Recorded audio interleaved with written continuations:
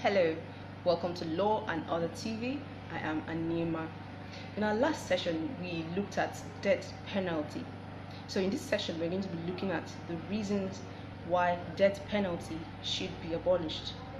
These reasons are as canvassed by the proponents for the abolition of death penalty all over the world. The first reason is that death penalty is irreversible. They have argued that death penalty cannot be reversed.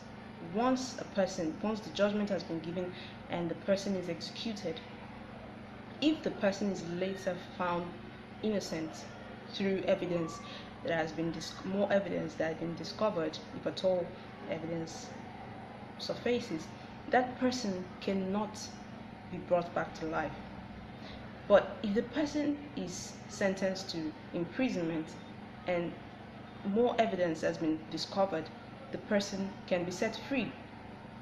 So they've continued to argue that life imprisonment or jail term is preferable to death sentence, so that innocent people will not have to suffer for the crimes that they did not commit. But those in favor of death penalty have continued also to argue that in most cases, in the justice or judicial system, it is always the criminals that pay for their crimes.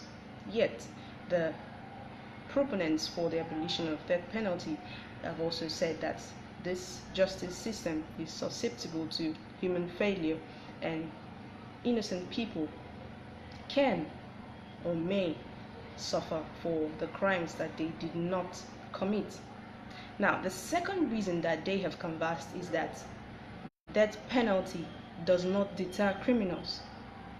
But they have also said that, yes, they have said that in their arguments that it doesn't stop the criminals from continuing to commit crimes. Killing a criminal does not stop the criminal out there from committing an offense.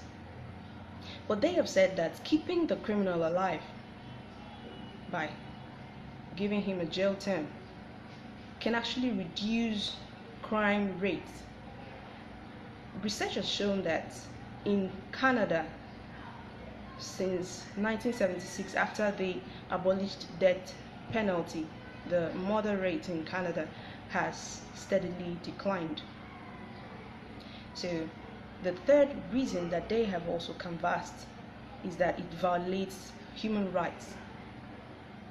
According to the Deputy Director of Amnesty International for the Middle East and North Africa, all forms of execution violates human rights. Now, they have also said that there is no humane way of killing an individual. They've argued that if we as individuals, the state, and the people are against the killing of another person, if we see it as an heinous act. Now, they ask us a question: how can we justify the fact that we treat the same crime, we treat that crime with the same punishment that we so hate? Killing of another person. Now, we are opposed to the killing of individuals in the state, but they have argued that the state also mete out the same punishment on the murderers. So they see the killing of a murderer as murder. Now, the fourth reason that they have canvassed for the abolition of death penalty is that death penalty is gradually disappearing.